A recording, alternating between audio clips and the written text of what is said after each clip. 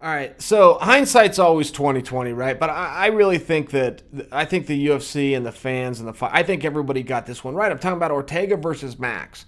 So Max pulls out, and now the company goes, okay, we'll just keep Ortega on the card, and we got to get him a new opponent. So they offered him, and I believe it was Jeremy Stevens. There was some talk of Frank Yeager, so I'm a little bit confused, but I think it was Jeremy Stevens specifically offered for Brian Ortega, and Ortega goes, no, I'm going to wait for Max. Look, I don't hate it. The UFC, they always want to preserve the fight. They promised Ortega a fight. They promised the fans, so they do their absolute best to deliver on that. And in this case, they had a willing participant, which was Stevens. So you see where the frustration comes when Ortega doesn't want to take it. However, I think now that this has all been scrapped and is canned, and maybe we can preserve the fight we were promised, which is Max and is Ortega, I like that. As a fan, I didn't see any reason to rush it. That can be very frustrating for people who think they were going to see Ortega, or for an organization that has a reasonable expectation to deliver on what they had planned. However, some of these things do work out for the best, and I tend to think that this is one of them. I don't know that Ortega should have stepped in there with Stevens. It does surprise me. I mean, there's always some politics there, right? And so many guys that get title shots like to believe, well, yes, I'm here based on my merit because I have done the best job.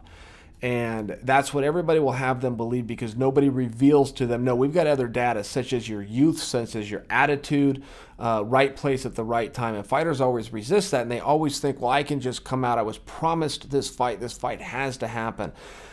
Some of the politics behind it that a fighter needs to consider. And I'm not questioning Ortega. I don't want him to see this and think he's being questioned. But I'll speak to this point.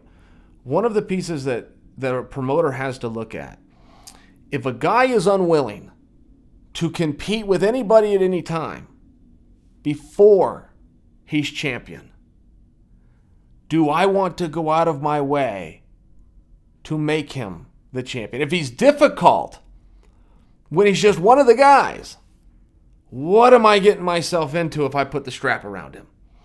And that becomes the question that fighters have to know, that the promoter's asking. Now, you go out and make your own decision as a fighter with what you're going to do. But this is the question that a promoter will always look at. Who do I want to work with? Who do I want to carry the torch? A lot of guys got great records, and a lot of guys are on the rise. And that's the part that fighters never want to admit. As soon as the headline comes out and it says, I am the man, they then start to believe it. It's always fun to believe what they write about you. It's very dangerous to start to believe it. I believe, personally, in this case, it has worked out right. I don't think you interim title that. I think we all need to give some rope and some leash to Max Holloway and his team. And I also think that we were promised the Ortega fight, and I think that it can be preserved, and it can be preserved in a timely fashion. I really think that. I don't think that Max is going to be out as long as some of the rumors are. I don't think he's going to be out for a long period of time at all, for that matter. And I think Ortega is the right fight, and I'm glad that they're gonna hold off.